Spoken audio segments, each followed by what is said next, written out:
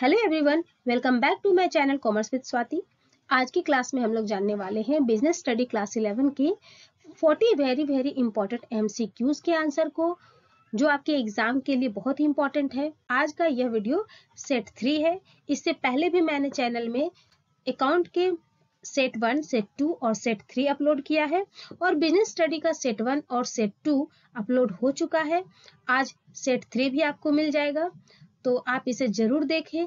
Exam से पहले जरूर याद करके जाएं ताकि आप इसका लाभ एग्जाम में ले पाए। तो चलिए बिना देर के हुए आज का यह क्लास शुरू करते हैं और जानते हैं इन 40वें एमसीक्यूज के आंसर को डिटेल से। क्वेश्चन नंबर 1, व्यवसायिक जोखिम के कारण है। Causes of business risk are option A भौतिक फिजिकल, ऑप्शन बी मानवीय ह्यूमन, ऑप्शन सी प्राकृतिक नेचुरल या ऑप्शन डी ये सभी ऑल ऑफ दीज। तो व्यवसायिक जोखिम के जो कारण है वो भौतिक कारण भी होते हैं, मानवीय कारण भी होते हैं और प्राकृतिक कारण भी होते हैं। इन सभी कारणों से व्यवसाय में जोखिम पैदा होती है, इसलिए ऑप्शन डी इस क्वेश्चन का आंसर होगा। आइए बात करते हैं एक एक कारणों के बारे में, जिसमें भौतिक कारण के अंतर्गत उन सभी तकनीकी एवं यांत्रिक कारणों को शामिल किया जाता है जिनसे व्यवसायिक संपत्ति या सामग्री को हानि पहुंचने की जोखिम रहती है। उदाहरण के लिए, जब किसी तकनीकी परिवर्तन के कारण नई मशीन पुरानी मशीन को चलन से बाहर कर देती है, तो इस प्रकार के जोखिम को हम भौतिक जोखिम कहते हैं। दूसरा कारण के रूप में जानते हैं मानवीय कारण। व्यवसायिक जोखिम के कारणों में मानवीय कारण को सबसे अधिक महत्वपूर्ण कारण माना जाता है। इसके अंतर्गत मनुष्य की बेईमानी, दुर्भावना, असावधानी, नासमझी आदि के कारण जो व्यवसाय में जोखिम उत्पन्न हो जाते हैं उन्हें शामिल किया जाता है। तो इस तीसरा है प्राकृतिक कारण। प्राकृतिक कारणों के अंतर्गत भूगर्भ में होने वाले विभिन्न परिवर्तनों जैसे भूकंप आना, बाढ़ आना, मौसम का असमय परिवर्तन होना, सूखा, तूफान, हिमपात आदि को शामिल किया जाता है। तो इन सभी कारणों से भी व्यवसाय में तरह तरह के जोखिम उत्पन्न होते रहते हैं, इसलिए व्यवसायिक जोखिम के कारण में भौतिक कारण, मानवीय कारण और प्राकृतिक कारण ये तीनों कारणों को शामिल किया जाता है। तो इस प्रकार ऑप्शन डी इस क्वेश्चन का आंसर होगा। क्वेश्चन नंबर 2, लाभ हानि या क्षति के संबंध में अनिश्चितता को जोखिम कहते हैं। यह कथन है, risk may be defined as uncertainty in regard to cost, loss और damage. This statement is of option A Wheeler, option B Hardy, option C Drucker या option D Mehta.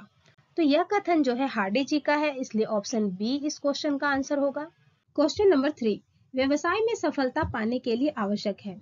The essential for getting success in business is option A पूंजी capital, option B कुशल व्यवसायिक संगठन efficient business organization, option C यंत्र machinery या option D ईमानदारी honesty. तो किसी भी व्यवसाय में सफलता पाने के लिए कुशल व्यवसायिक संगठन का होना आवश्यक है। अगर आपके पास पूंजी हो, यंत्र हो, ईमानदारी हो, लेकिन आपके पास कुशल व्यवसायिक संगठन नहीं होगा तो आप उस व्यवसाय में सफल नहीं हो पाएंगे। तो इस प्रकार ऑप्शन बी इस क्वेश्चन का आंसर होगा। क्वेश्चन नंबर 4, व्यापार अंग है। Trade is the part, option A उद्योग का ऑफ इंडस्ट्री, ऑप्शन बी वाणिज्य का of commerce, option C A और बी दोनों बोथ ए एंड बी या ऑप्शन डी इनमें से कोई नहीं, नन ऑफ दीज। तो व्यापार अंग है वाणिज्य का, इसलिए ऑप्शन बी इस क्वेश्चन का आंसर होगा। क्वेश्चन नंबर 5, खनन है। Mining is a, option a genetic उद्योग जेनेटिक इंडस्ट्री, ऑप्शन बी निष्कर्षक उद्योग एक्सट्रैक्टिव इंडस्ट्री, ऑप्शन सी रचनात्मक उद्योग कंस्ट्रक्टिव इंडस्ट्री या ऑप्शन डी निर्माणी उद्योग मैन्युफैक्चरिंग इंडस्ट्री। तो खनन जो है वो निष्कर्षण उद्योग है, इसलिए ऑप्शन बी इस क्वेश्चन का आंसर होगा। निष्कर्षण उद्योग के अंतर्गत खनिज पदार्थों को भूमि के नीचे से निकाला जाता है, जैसे खान व कुओं से कोयला का निकालना, लोहा का निकालना, गैस व तेल का निकलना, खुली खानों से पत्थर निकालना आदि सभी निष्कर्षण उद्योग के अंतर्गत आते हैं। जेनेटिक उद्योग के अंतर्गत उन उद्योगों को शामिल किया जाता है जो भूमि से कृषि संबंधी क्रियाएं करके खाद्य वस्तुएं पैदा करते हैं, जैसे कृषि उद्योग, वन उद्योग, पशुपालन उद्योग, मत्स्य उद्योग आदि। तो इस प्रकार जेनेटिक उद्योग क्या है, कृषि संबंधित है। फिर रचनात्मक उद्योग। रचनात्मक उद्योगों में दूसरे उद्योगों के द्वारा उत्पादित वस्तुओं का प्रयोग करके रचनात्मक कार्य किए जाते हैं, जैसे सीमेंट का प्रयोग करके घर बनाना, लोहा का प्रयोग करके पुल बनाना और लकड़ी का प्रयोग करके फर्नीचर बनाना। तो इस प्रकार के उद्योग रचनात्मक उद्योग के अंतर्गत आते हैं। निर्माणी उद्योग, निर्माणी उद्योग से आशय उन उद्योगों से होता है जिसमें कच्चे माल या अर्धनिर्मित माल को मानव या विभिन्न मशीनों की सहायता से किसी नए माल में बदला जाता है, जैसे कपास से कपड़ा का निर्माण करना, गन्ने से चीनी का निर्माण करना, पत्थर से सीमेंट बनाना आदि। ये सारे निर्माणी उद्योग के अंतर्गत आते हैं। तो इस प्रकार हम लोगों ने जेनेटिक उद्योग, निष्कर्षक उद्योग, रचनात्मक उद्योग और निर्माणी उद्योग के बारे में जानकारी ली। क्वेश्चन नंबर 6, निम्न में कौन सा सेवा उद्योग नहीं है? Which of the following is not included in service industry? Option A यातायात, transport, option B banking, option C पशुपालन, कैटल रियरिंग या ऑप्शन डी विज्ञापन, एडवर्टाइजिंग। तो सेवा उद्योग के अंतर्गत 5 प्रकार की सेवाएं शामिल की जाती है। पहला है बैंकिंग सेवाएं, दूसरा बीमा सेवाएं, तीसरा संदेश वाहन सेवाएं, चौथा भंडारण सेवाएं और पांचवा परिवहन सेवाएं। तो इस प्रकार परिवहन यानी कि यातायात, बैंकिंग और विज्ञापन ये तीनों सेवाएं हैं। लेकिन पशुपालन जो है वो व्यावसायिक सेवा नहीं है, इसलिए ऑप्शन सी इस क्वेश्चन का आंसर होगा। क्वेश्चन नंबर 7, जो उद्योग दूसरे उद्योगों को सहायता करते हैं के नाम से जाने जाते हैं। The industry which provide support services to other industries is known as. Option A प्राथमिक उद्योग, प्राइमरी इंडस्ट्री, ऑप्शन बी द्वितीयक उद्योग, सेकेंडरी इंडस्ट्री, ऑप्शन सी तृतीयक उद्योग, टेरिटरी इंडस्ट्री या ऑप्शन डी सहायक उद्योग, सपोर्ट इंडस्ट्री। तो जो उद्योग दूसरे उद्योगों को सहायता करते हैं उन्हें तृतीयक उद्योग की श्रेणी में रखा जाता है, इसलिए ऑप्शन सी इस क्वेश्चन का आंसर होगा। क्वेश्चन नंबर 8, निम्न में से कौन सा व्यापार की सहायक क्रिया नहीं है? Which of the following is not an auxiliary activity to trade?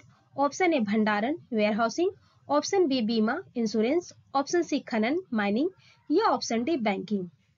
तो व्यापार की सहायक क्रियाओं में भंडारण, बीमा और बैंकिंग ये तीनों शामिल होते हैं, लेकिन खनन जो है वो अलग एक इंडस्ट्री ही है, एक उद्योग ही है, इसलिए ऑप्शन सी इस क्वेश्चन का आंसर होगा। क्वेश्चन नंबर 9, निम्न में से कौन से संगठन पर कोई विशिष्ट अधिनियम लागू नहीं होता? विच of the following is not governed bye a specific act? Option A एकल स्वामित्व, सोल प्रोप्राइटरशिप, ऑप्शन बी साझेदारी, पार्टनरशिप, ऑप्शन सी कंपनी या ऑप्शन डी सहकारी समिति, कोऑपरेटिव सोसाइटी। तो एकल स्वामित्व व्यवसाय जो है उस पर किसी प्रकार का कोई कानून लागू नहीं होता है। इसके अंतर्गत कोई अकेला व्यक्ति अपने मन से, अपनी इच्छा से कोई भी व्यापार कभी भी शुरू कर सकता है और कभी भी अंत कर सकता है उस व्यापार का। उसकी खुद की पूंजी लगी होती, उसकी स्वयं की पूंजी लगी होती है। व्यापार की समस्त लाभ हानि को वही वहन करता है और व्यवसाय की समस्त क्रियाओं को वह अकेले ही संपन्न करता है। तो एकल स्वामित्व व्यापार जो है उसपे किसी प्रकार का कोई व्यावसायिक नियम या औद्योगिक नियम लागू नहीं होता है, इसलिए ऑप्शन ए इस क्वेश्चन का आंसर होगा। क्वेश्चन नंबर 10, निम्न में से कौन सी एकल स्वामित्व की सीमा है? Which is are the limitation of sole proprietorship? Option A सीमित प्रबंध कुशलता, limited managerial skill, option B सीमित पूंजी, लिमिटेड कैपिटल, ऑप्शन सी असीमित दायित्व, अनलिमिटेड लायबिलिटी या ऑप्शन डी इनमें से सभी, ऑल ऑफ दीज। तो एकल स्वामित्व व्यापार के लिए सीमित प्रबंध कुशलता भी इसकी सीमा है, सीमित पूंजी भी इसकी सीमा है और असीमित दायित्व भी इसकी सीमा है। तो इस प्रकार ऑप्शन डी इस क्वेश्चन का आंसर होगा। क्वेश्चन नंबर 11, संयुक्त हिंदू परिवार व्यवसाय में सदस्यता प्राप्त होती है। Membership in joint Hindu family business is acquired. Option A आवेदन से, बाय एप्लीकेशन, ऑप्शन बी जन्म से, बाय बर्थ, ऑप्शन सी बंधुत्व से, बाय फ्रेंडशिप या ऑप्शन डी सिफारिश से, बाय रिकमेंडेशन। संयुक्त हिंदू परिवार में जो भी बच्चा जन्म लेता है वो उस व्यवसाय का सदस्य जन्म से ही माना जाता है, इसलिए ऑप्शन बी इस क्वेश्चन का आंसर होगा। क्वेश्चन नंबर 12, एक साझेदार जिसके फर्म से संबंध के बारे में जनता अपरिचित है कहलाता है। A partner whose association with the firm is unknown to the general public is called। Option A सक्रिय साझेदार, एक्टिव पार्टनर, ऑप्शन बी सुषुप्त साझेदार, स्लीपिंग पार्टनर, ऑप्शन सी नाम मात्र साझेदार, नॉमिनल पार्टनर या ऑप्शन डी गुप्त साझेदार, सीक्रेट पार्टनर।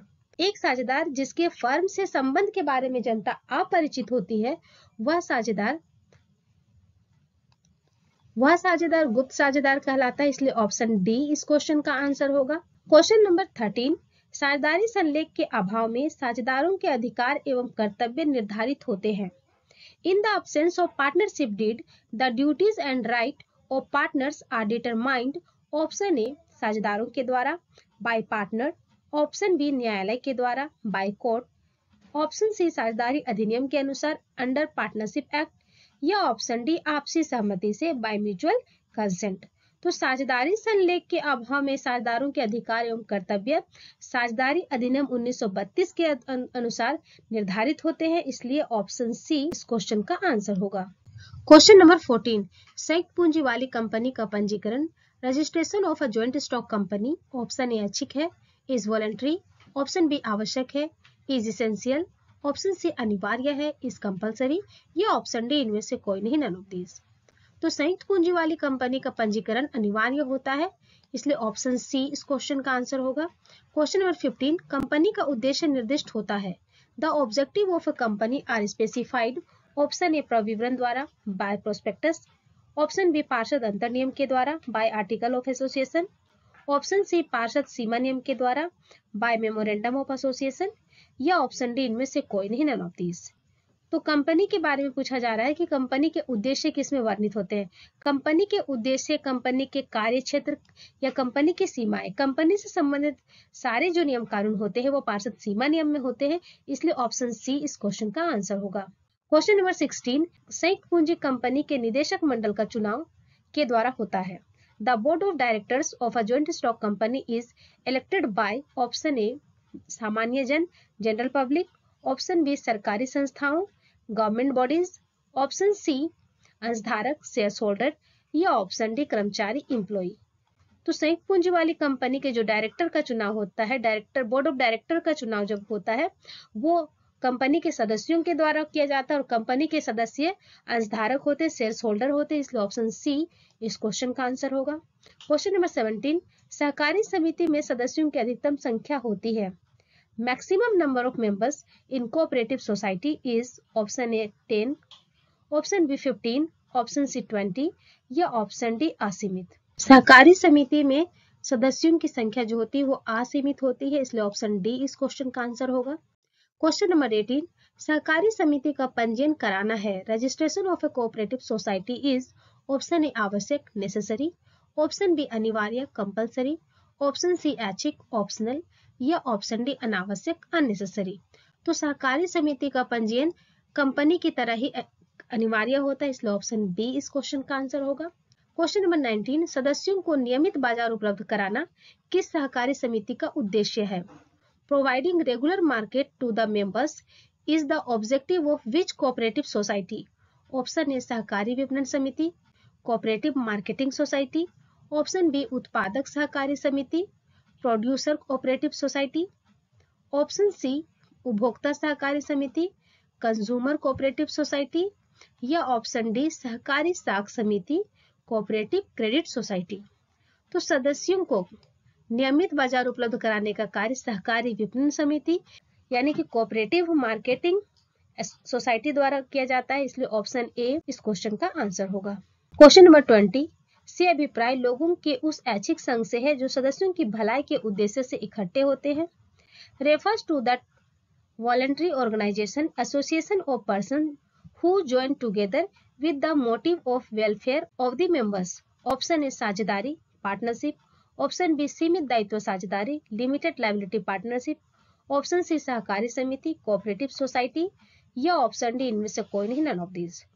जो सदस्यों की भलाई के उद्देश्य से जो स्थापित किया जाने वाला ऐच्छिक संघ है वो सहकारी समिति है, क्योंकि साझेदारी भी लाभ के उद्देश्य से होते हैं और सीमित दायित्व वाली साझेदारी भी लाभ के उद्देश्य से बनाए जाते हैं, लेकिन अपने संघ के सदस्यों की भलाई के उद्देश्य से सहकारी समिति का निर्माण किया जाता है, इसलिए ऑप्शन सी इस क्वेश्चन का आंसर होगा।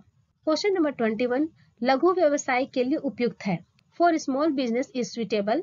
ऑप्शन ए मिठाई बनाने का कारोबार, sweets preparing business. Option B सिले सिलाई कपड़े, readymade garments. Option C A और बी दोनों, बोथ ए एंड बी। या ऑप्शन डी इनमें से कोई नहीं, नन ऑफ दीज। लघु व्यवसाय, मिठाई बनाने वाला व्यवसाय भी लघु व्यवसाय के लिए उपयुक्त है, और रेडीमेड कपड़े का जो व्यवसाय है वो भी लघु व्यवसाय के लिए उपयुक्त है, इसलिए ऑप्शन सी ए और बी दोनों होगा। तो इसलिए ऑप्शन सी इस क्वेश्चन का आंसर होगा। क्वेश्चन नंबर 22, औद्योगिक वित्त निगम उदाहरण है। Industrial finance corporation is an example of, option A सार्वजनिक निगम, पब्लिक कॉर्पोरेशन। ऑप्शन बी सरकारी company, government company, option C विभागीय उपक्रम, डिपार्टमेंटल अंडरटेकिंग, या ऑप्शन डी इनमें से कोई नहीं, नन ऑफ दीज। औद्योगिक वित्त निगम जो है वो सार्वजनिक निगम का एग्जाम्पल है, इसलिए ऑप्शन ए इस क्वेश्चन का आंसर होगा। क्वेश्चन नंबर 23, व्यवसाय के लिए सबसे उपयुक्त खाता है।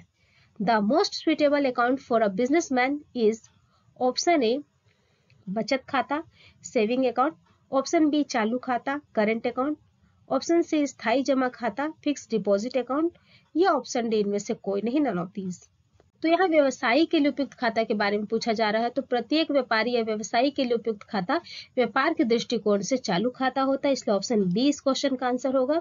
लेकिन यदि वेतनभोगी व्यक्ति के लिए पूछा जाता तो यहाँ पे बचत खाता इसका आंसर होता। क्वेश्चन नंबर 24, ब्याज नहीं देने वाला खाता है। The amount on which interest is not allowed is option ए चालू खाता, करंट अकाउंट, ऑप्शन बी बचत खाता, सेविंग अकाउंट, ऑप्शन सी स्थायी जमा खाता, फिक्स डिपॉजिट अकाउंट, या ऑप्शन डी घरेलू गोलक खाता, होम सेफ अकाउंट। ब्याज नहीं देने वाला खाता चालू खाता होता है, इसलिए ऑप्शन ए इस क्वेश्चन का आंसर होगा, क्योंकि बचत खाता, स्थायी जमा खाता और घरेलू गोलक खाता ये तीनों खाते में ब्याज दिया जाता है बैंक की ओर से, इसलिए ऑप्शन ए इस क्वेश्चन का आंसर होगा। क्वेश्चन नंबर 25, बीमा का मूलभूत उद्देश्य होता है। Primary object of insurance is option ए लाभ कमाना, ऑप्शन बी क्षतिपूर्ति, ऑप्शन सी विनियोजन, इन्वेस्टमेंट, या ऑप्शन डी इनमें से कोई नहीं, नन ऑफ दिस। तो बीमा का जो मूलभूत उद्देश्य होता है, जो प्राइमरी ऑब्जेक्टिव होता है, वो क्षतिपूर्ति करना होता है, इसलिए ऑप्शन बी इस क्वेश्चन का आंसर होगा। क्वेश्चन नंबर 26, भारत में इंटरनेट प्रारंभ हुआ था। Internet started in India in option A 1977, option B 1987, option C 1997, या ऑप्शन डी 2002। तो भारत में इंटरनेट का प्रारंभ 1987 में हुआ था, इसलिए ऑप्शन बी इस क्वेश्चन का आंसर होगा। क्वेश्चन नंबर 27, पार्षद अंतर नियम के अभाव में लागू होती है। In the absence of article of association is applied, option A तालिका F table F, option B तालिका सा टेबल सी, ऑप्शन बी तालिका ब टेबल बी, या ऑप्शन डी तालिका द टेबल डी। तो पार्षद अंतर नियम के अभाव में टेबल एफ अपनाया जाता है, यानी कि जो कंपनी अपने पार्षद अंतर नियम बना नहीं पाती है, वैसी स्थिति में उसे टेबल एफ के नियमों का पालन करना होता है, इसलिए ऑप्शन ए इस क्वेश्चन का आंसर होगा।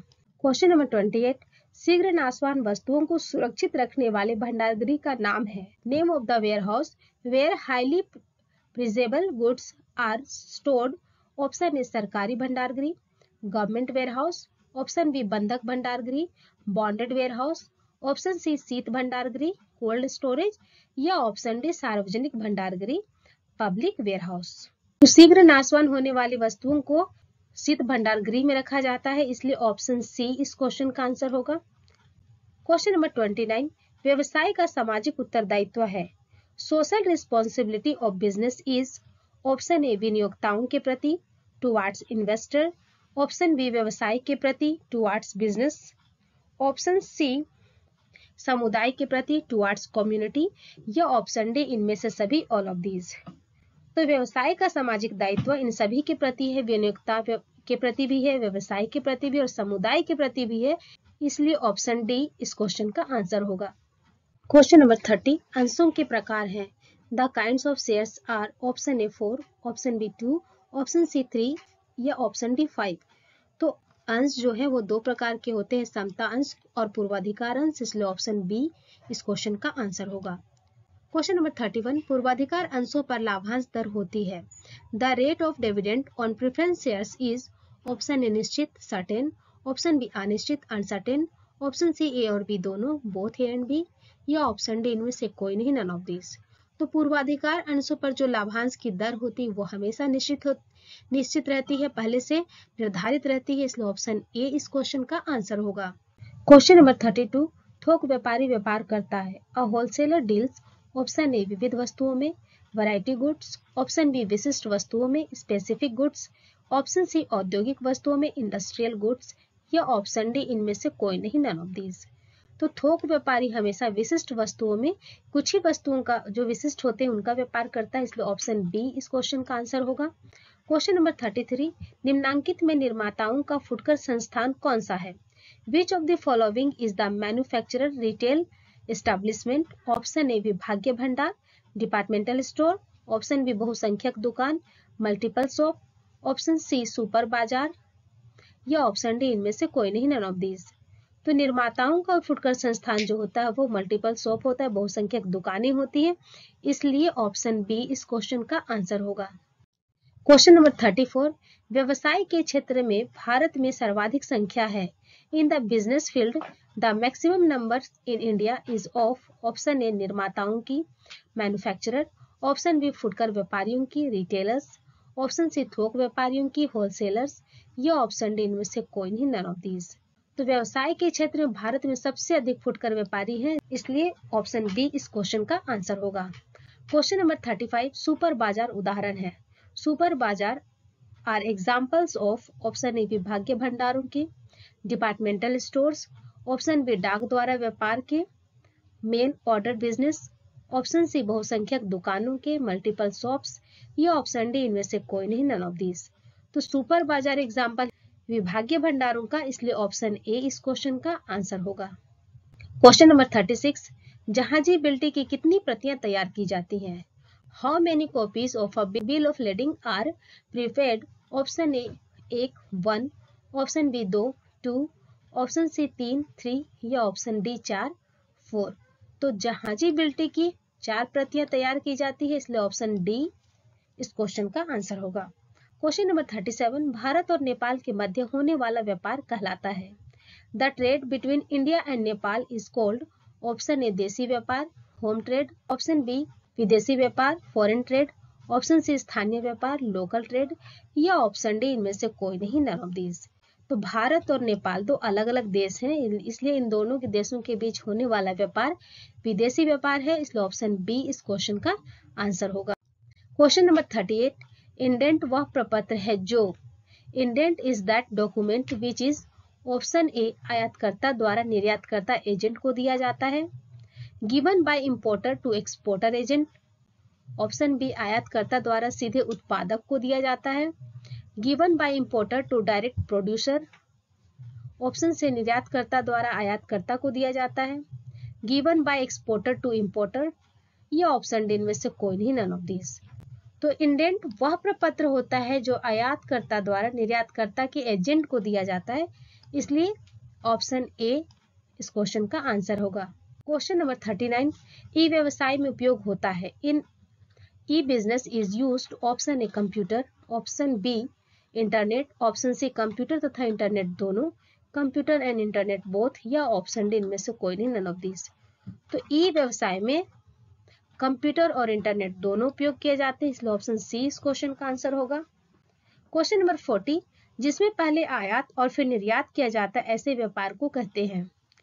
Trade in which first import and then export is done is called, option A निर्यात व्यापार, एक्सपोर्ट ट्रेड, ऑप्शन बी आयात व्यापार, इंपोर्ट ट्रेड, ऑप्शन सी पुनः निर्यात व्यापार, इंटरपोर्ट ट्रेड या ऑप्शन डी में से कोई नहीं, नन ऑफ दिस। जब कोई देश आयात करता है वह आयात अपने देश में उपभोग के लिए नहीं बल्कि पुनः किसी देश में निर्यात करने के लिए किया जाता है, तो ऐसे व्यापार को पुनः निर्यात व्यापार कहा जाता है, इसलिए ऑप्शन सी इस क्वेश्चन का आंसर होगा।